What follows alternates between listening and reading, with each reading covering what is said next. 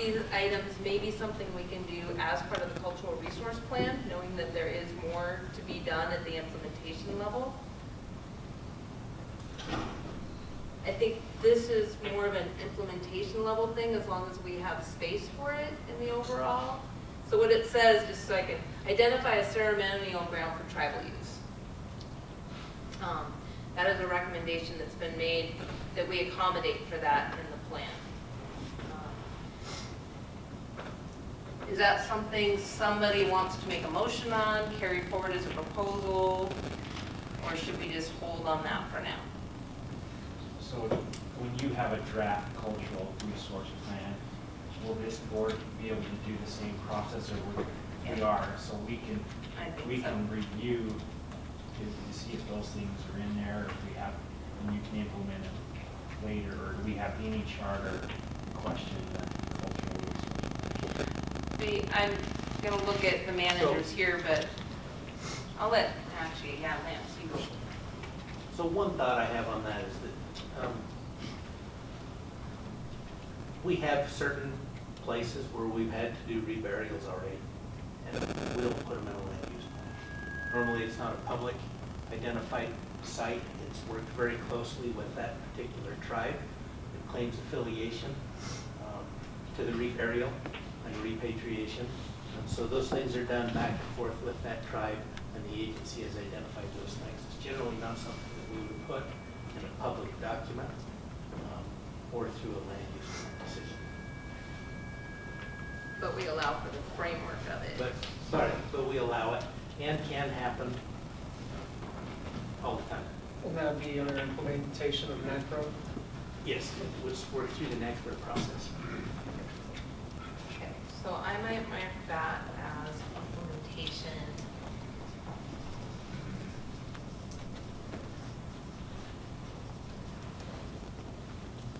Ensuring the plan allows.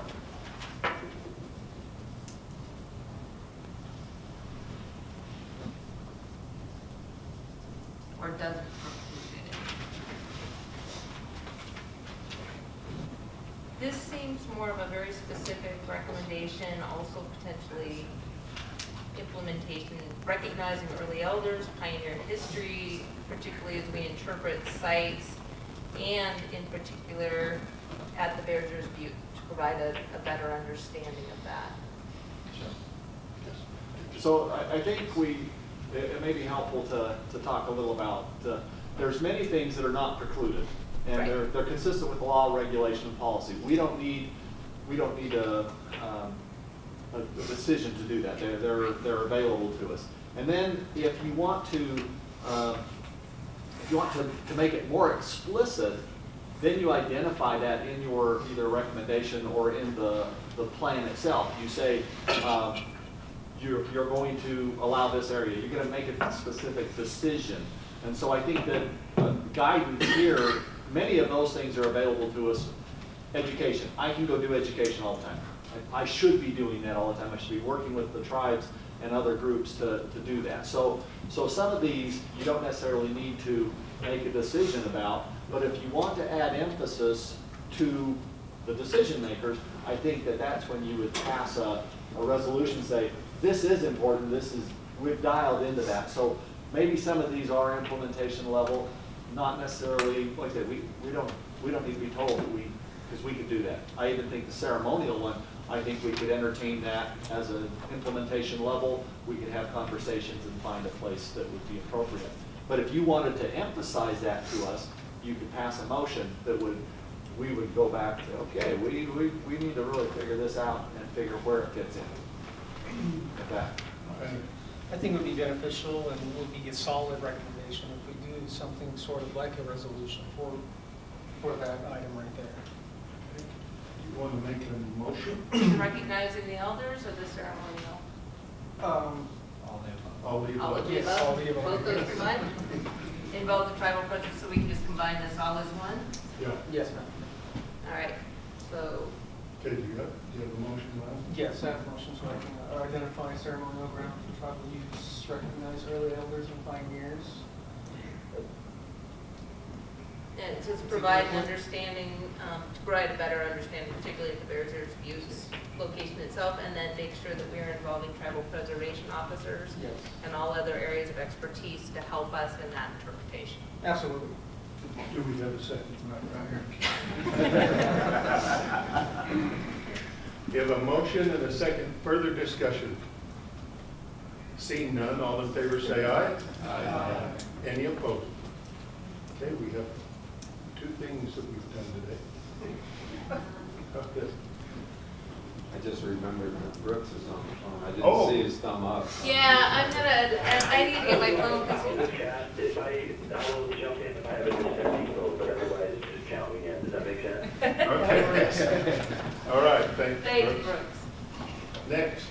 The next one I see here was recognize the trade-offs of publicizing and knowing locations versus privacy protection. I don't think there was actually a motion around that. I think that was just general discussion of that's what we as an agency are also weighing is those trade-offs between respecting the privacy of tribes to conduct their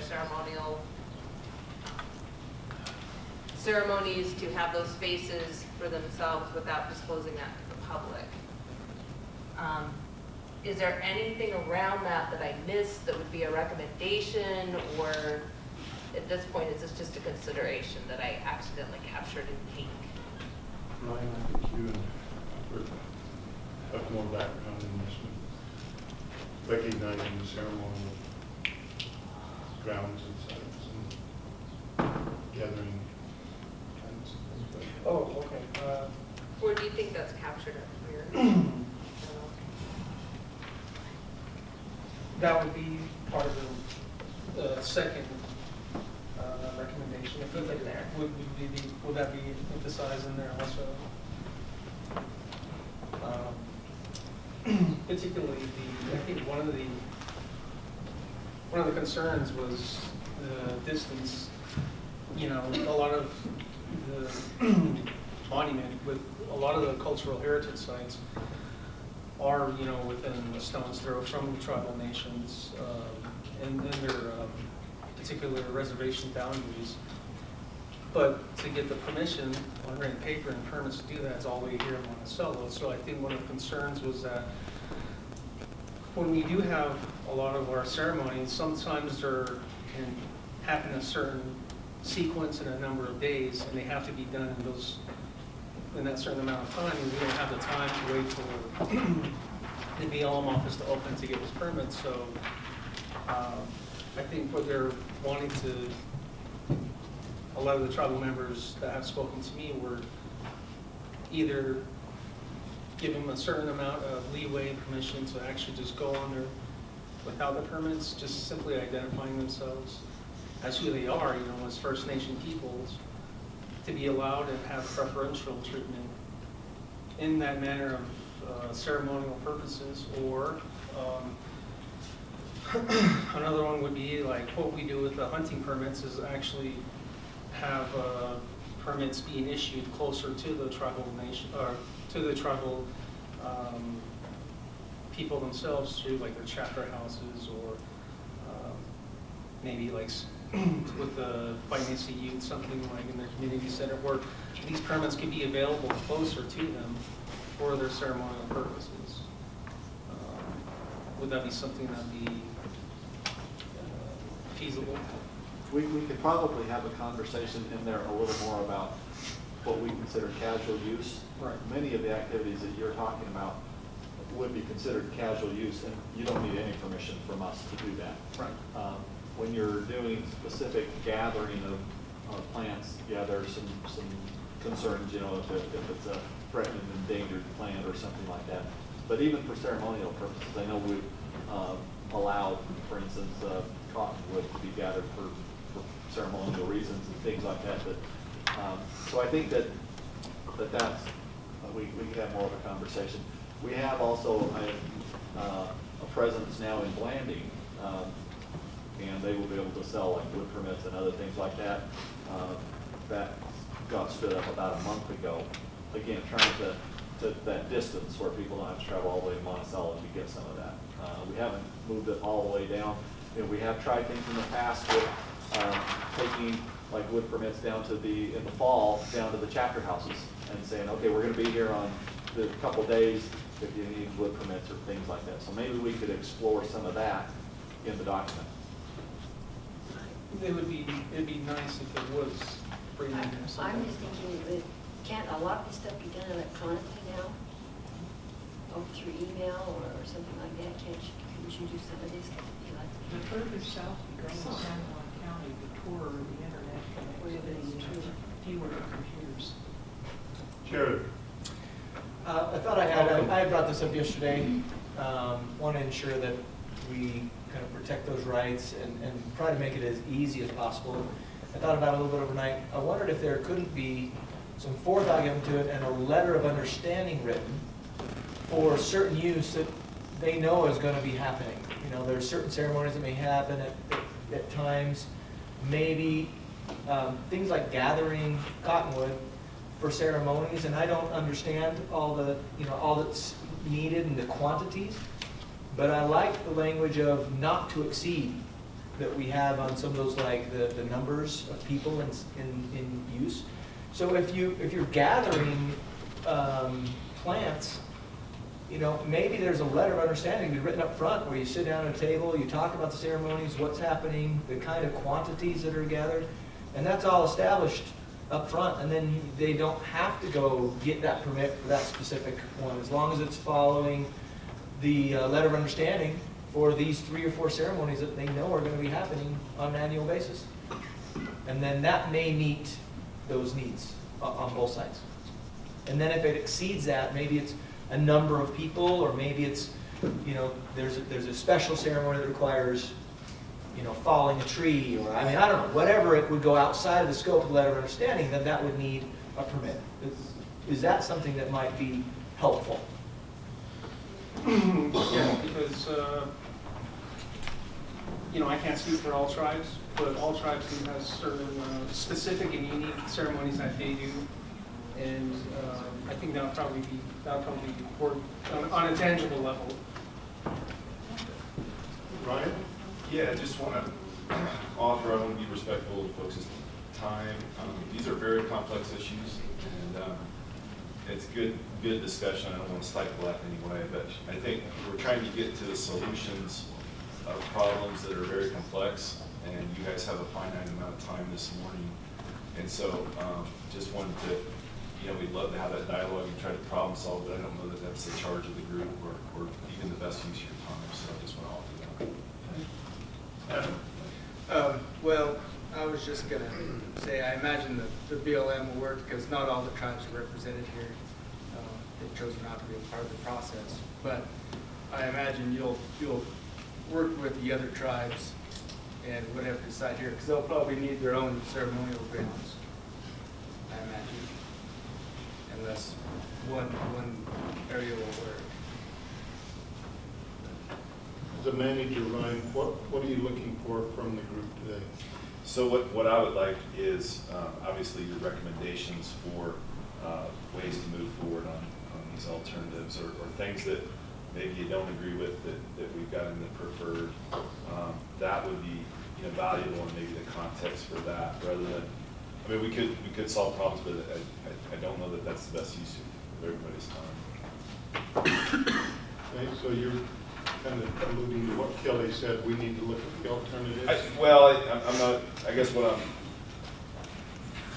trying to, go down the list, problem solve, or to get commitments that we're going to do this at the table today, irrespective of all the groups we have to take into consideration. I don't know that we can always say, yeah, we're absolutely going to do this. And so I think the form of recommendations and justification would be extremely helpful to have out of the conversation today. Yeah, we have about 2 hours left, including any breaks. And I wrote one in, but we can take 2 shorter ones or one longer one, depending on how the group is feeling. I didn't hear a clear recommendation other than this seems to be being captured up here. And maybe the way to move forward is to look at what alternative, the problem with the cultural is that it is throughout the entire document. It's not just alternative D has one thing. So you took the biggest bite that you could for this first topic. But I just want to make sure, is there anything else there, or is there something in one of the alternatives? Gordon, you had mentioned earlier you thought the group may be leaning more towards some of the recommendations in alternative C. Yeah, I'm sympathetic to the concern that we don't want to spend too much time and spread out some of the other issues. I might suggest that we kind of move on and talk, maybe move down and talk about the climbing and Indian Creek or some of the other concerns that we flagged yesterday. And then if we have time, maybe we come back and discuss some more about the cultural resources. I wouldn't mind kind of moving on, and then if we want to come back at some point and talk about that, or it may come up in other contexts as well.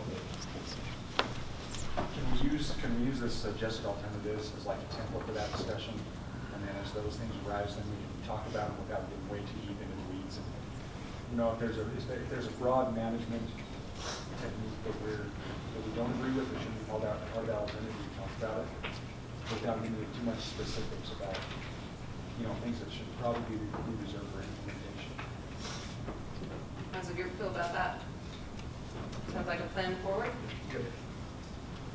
So the Kumi helped us out a little bit this morning by placing aside of yesterday, you wanted to talk about some of them topics. And then to the right of it, she's numbered them the exact same number, and we have a page reference.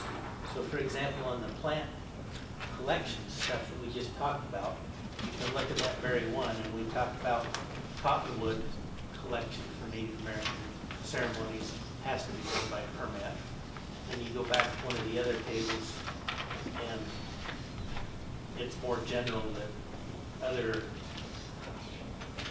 maybe I'm on the wrong page, other needs is more readily accessible to the agency. So if we look at the exact language and then make a recommendation, it'd help us move us past some of those quicker.